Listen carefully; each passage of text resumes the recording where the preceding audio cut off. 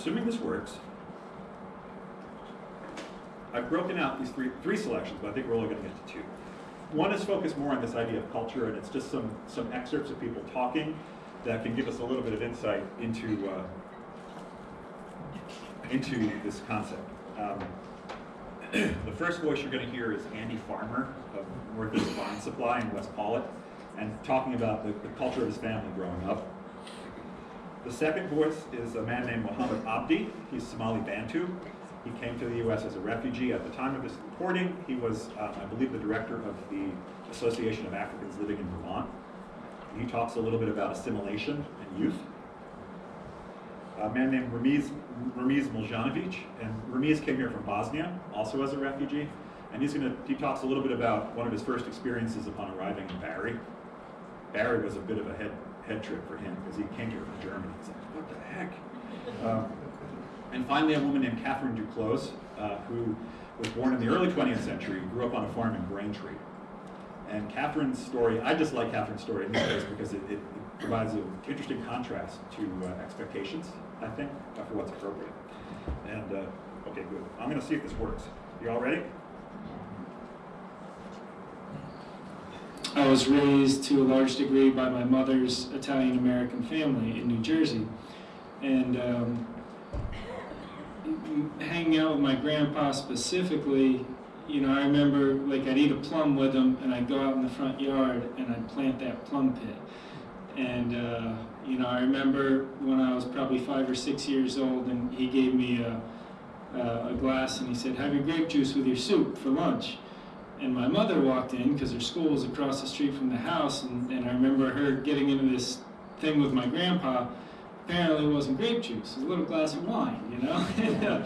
and we had a grapevine that my great-grandfather planted when he emigrated over here.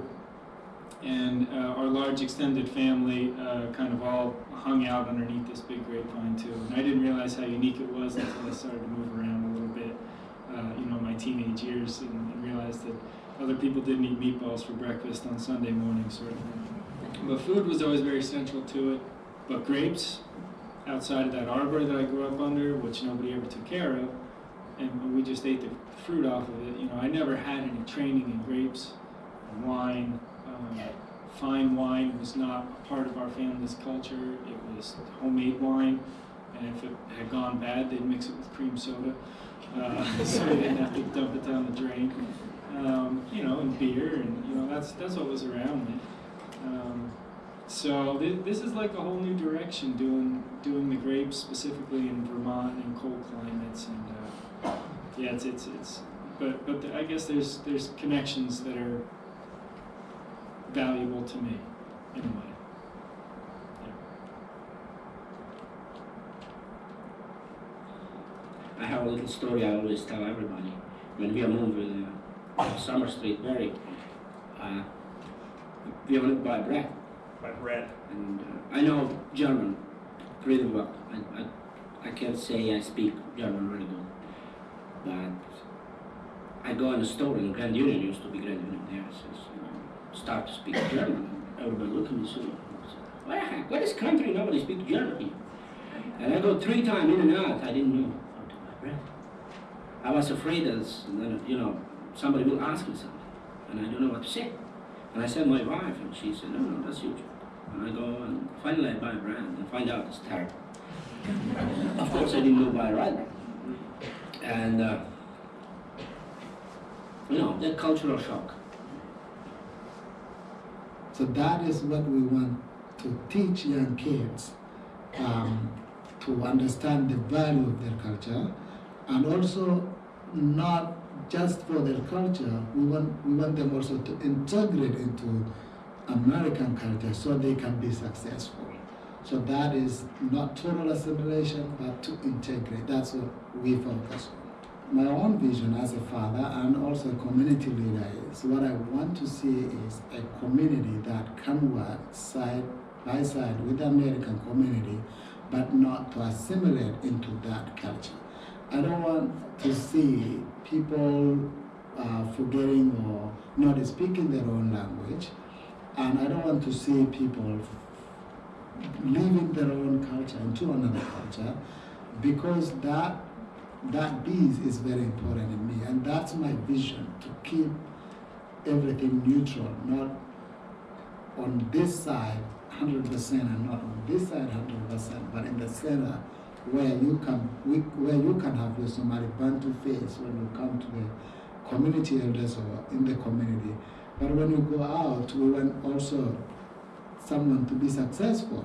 In order for him to be successful, he must also learn from the other culture.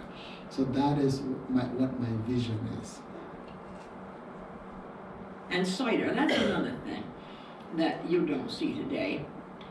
Every fall, we would go and pick apples, wild apples, and we girls all helped, and then we would take them over to Pearly Terrace over here, cider mill in East Braintree, and we'd make cider, and Dad would take barrels over. We'd load the barrels in with the apples, and when he got those barrels of cider home, he would let them down into the cellar. There were stone steps down the cellar. He'd take long ropes and put on each end of the barrel, and a man would take each rope, and they'd let that barrel roll carefully down the cellar. And after you got in the cellar, they put it up onto some beams that were there, just little low beams, high enough so that you could set a jug underneath the spout. And he put up 5-6 barrels of cider every fall. And that was just as much, you know, part of our food as not. And quite often at night, he'd pop up a big popper of corn and bring up some of that cold, hard cider, and we'd have popcorn cider. And then, of course, one barrel he would doctor and put in a few raisins and a little sugar when it got just right.